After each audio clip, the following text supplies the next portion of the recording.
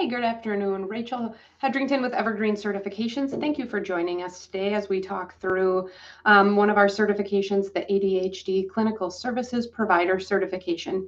Today, I have the pleasure of one of our advisors joining me on this live. Stephanie, do you want to introduce yourself to our audience? Sure. Hi, Rachel. I'm Dr. Stephanie Sarkis. I am a national board certified counselor and a licensed mental health counselor in the state of Florida. And I've written 8 books and 2 workbooks, including one on executive functions and also books on ADHD. Awesome. Well, thank you so much again for joining us today. We'll kick into some questions we have around the certification, have some dialogue here. If our viewers have any questions, feel free to put them in the chat and we will answer those along the way as well. At any time on the live, if you want more information on the certification, any of its requirements, there is a QR code in the top of our screen. Feel free to scan that, as well as occasionally throughout this live, you'll see on the bottom a URL that you can go to get more information as well. So we'll kick off with our first question here. So in your professional opinion, why should someone get certified in ADHD treatment? Well, first, there are 11 million people in the US that have ADHD, and that percentage, that 4.4%, is about the same around the world. So I think it really helps to have some standardized form of education, that there are varied topics that apply to ADHD, whether it's pediatric or adults. And I think especially when we have so much information available, it really helps to have it condensed into an easy to learn format with engaging speakers. And I think it's a great way to learn information that for a lot of people that are getting certified in ADHD, they have ADHD as well. And I think that the way that the program is set up is really good for people that may have spurts of attention. So they're able to break pieces down of the training and do them on their own, which I think is a great help when you have ADHD. Absolutely, yeah. So jumping into our next question. So specifically, what knowledge will clinical providers gain, professionals gain by obtaining this certification, and what makes it unique? So all of our certifications here at Evergreen require continuing education and specific topics. And some of those topics here that professionals will be learning in the certification education will be the diagnostic process, differential diagnosis, medication interventions and non-medication interventions, psychopharmacology, ADHD in the community, things like that. So I'd love for you to jump in, kind of talk through in a little bit more depth about each of those or some of those topics and what professionals will really gain by going through education in this topic. Sure. So when I was on the committee to form this certification, we thought it was really important to touch on all the different areas of ADHD. That included developmental process, because a long time ago we thought the ADHD kind of outgrew it. Now we know that's definitely not the case. So we talked about ADHD throughout the lifespan, also talking about what treatments work and what may not work as well. We know through research that the most effective treatment through decades of research is stimulant medication. And also the ADHD is also comorbid with several different disorders like generalized anxiety disorder, major depressive disorder, social anxiety. So we also touch on that too, especially in the differential diagnosis section, where you can break down, through a decision-making tree, where you might be going with your diagnosis. Also, questions to ask people, questions to ask parents, questions to ask the adult with ADHD, especially because when you're asking someone about their symptoms prior to the age of 12, it can be pretty hard for some adults to remember those symptoms. So we talk a little bit about how to break that down, what questions to ask, how to get to the information that you might be needing. Yeah, all super valuable. So the certification in and of itself is meant for licensed clinical mental health professionals, including psychologists, counselors, social workers. Who else would benefit from this that I'm missing? Speech language pathologists, occupational therapists, also nurse practitioners, psychiatrists, anybody that's a mental health professional, or also that works with pediatrics. I think that this is something that when you work in any pediatric field, you're going to see children with ADHD. As any type of mental health professional, you'll see adults with ADHD as well. So I think it covers and is delivered in a way that applies to all the different professions. Yes, and here thank you for bringing up those professions. With the certification process here at Evergreen, we actually have a different credential for each of those, I'll say, buckets of professionals, right? We have one for the clinical mental health side, one for our rehab professionals that are day in and day out with dealing with the diagnosis as well, and then as well one for our educators. Mm-hmm. So it's really a nice way to be able to hit all of those professions with a credential that's relevant for them. Oh, so I promoted more stuff than just this. Wow, I'm winning today. Yes, exactly. Very good. Awesome. So one of our requirements for this certification, when we worked with the board and we developed those requirements for applicants to meet, was to conduct a minimum of 200 clinical hours with ADHD diagnosed clients. So when we set that requirement, kind of talk through for our viewers why completing those hours prior to being granted their certification will help them enhance their clinical practice.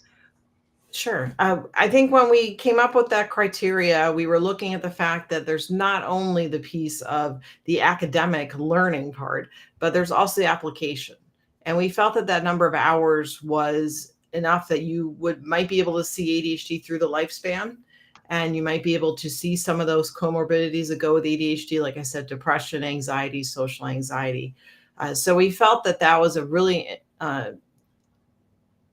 essential component, because we want to make sure that you're able to take the information that you've learned and apply it to real life. This is why you're doing the training, right? Is so you can go into your own practice, own clinic, own hospital, and diagnose. So I think that criteria was especially important.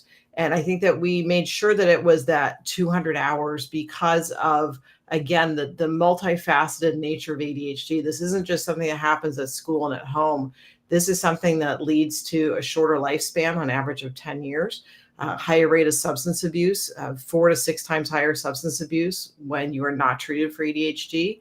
It impacts all areas of life. So we want to make sure that people had the opportunity to make sure that they saw all those different facets of ADHD. And I think there was another part of your question I'm not sure I got to.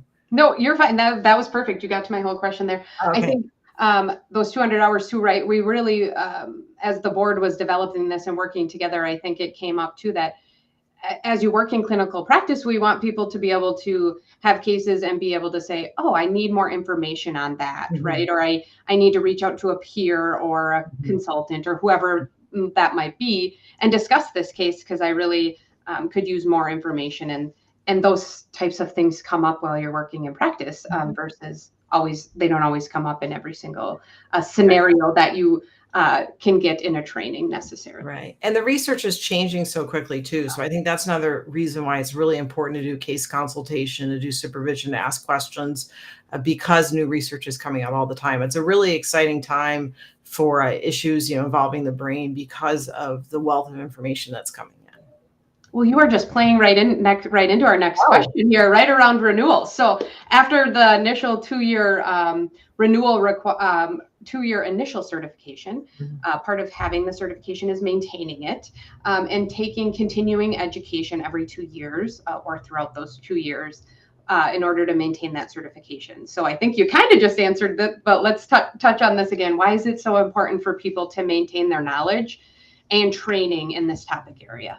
Well, I think part of when we took on our licenses is we took on the obligation to keep up to date with the current research, to keep up to date with certifications, to advocate for those that also may not be able to advocate for themselves, which includes keeping up to date with the newest research.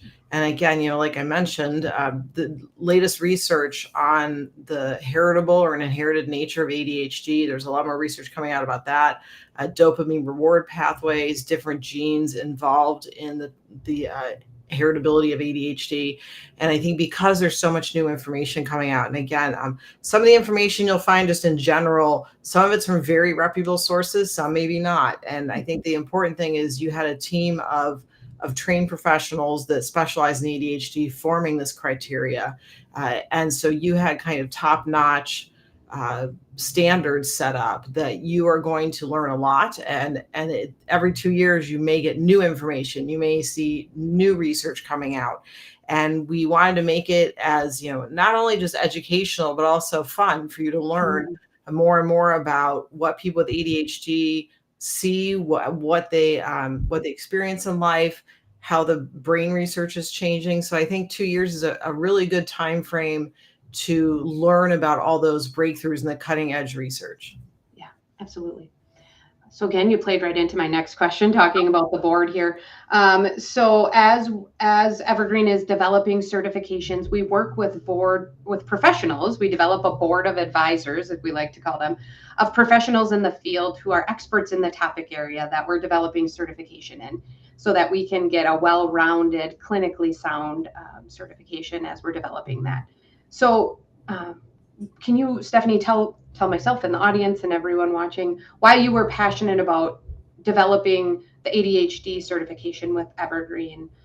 Well, one of, if I can name drop, one was that Russell Barkley was on the Yes. board with me. So, and he's someone that I have followed his research from the time I started graduate school. So that was really a treat to work with him.